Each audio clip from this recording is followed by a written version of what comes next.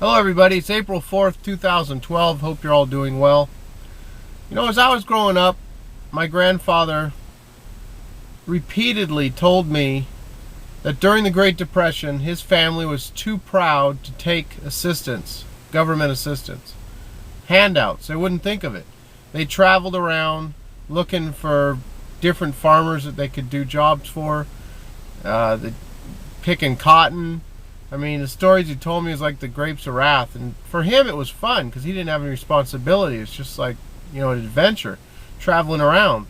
It didn't bother him growing up in the Depression. All the stress was on his parents, to provide for him and his brother.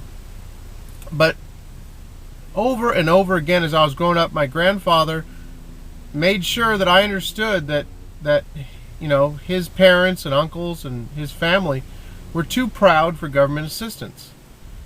Now, this just wasn't his family. Back in the 30s, 40s, 50s, people who were on government assistance, usually it was temporary. They wanted to get off of it as soon as possible. They wouldn't go to the grocery store when, during busy hours. They wanted a few number of neighbors to recognize them as possible. They weren't proud of it at all. Well, you're going to love this article that I just posted over at Moneybags World. Apparently, they've done instead of Taco Tuesday or Thirsty Thursday, we're now going to have Food Stamp Friday at a Montgomery, Alabama nightclub. They've come up with, they're not going to be able to actually buy anything with their food stamp card, but by flashing a food stamp card, you're going to be able to get in for $5 and there'll be free shots at the door.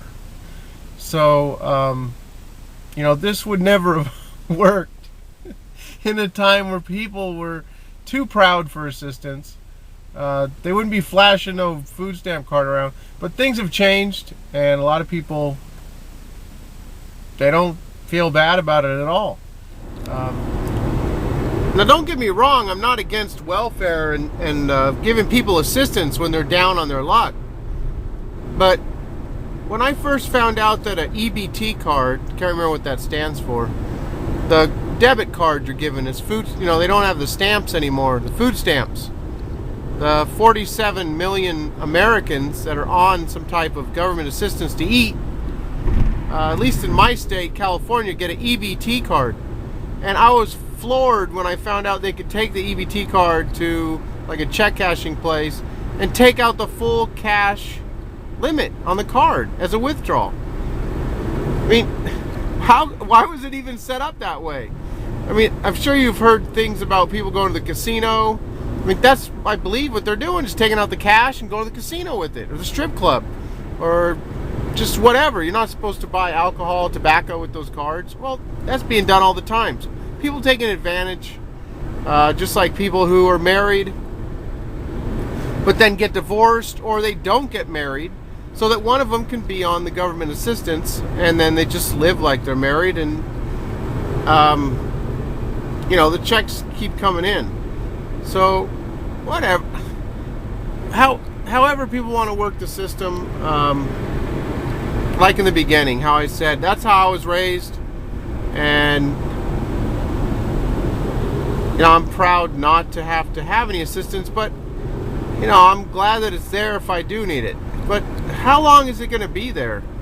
At this point, I do not plan on getting Social Security, and it's not there now. Some people are under the impression that there's some type of fund with money in it, that people have paid into since 1937 or whatever year it was, and you start drawing on it at some point. No, there's no fund. There's no lockbox. That money's gone. I did want to throw out a few more statistics that you may or may not have known that's going on in the United States. When you add together Social Security, Medicare, and unemployment checks, that makes up one third of the total wages and salaries of the United States. So the government's paying out more than 33% of all the income earned in the country. And there's, last time I heard, about 47 million people on some type of, food. Like 1 in 7 in the country relies on the government to help put food on the table. And in the past 10 years, social welfare as a primary source of income has risen from 21% to 35%. That is staggering. Back in 1960, there were only 10% of people dependent on welfare, or, all the different welfare programs to survive. And, now we're looking at 35%.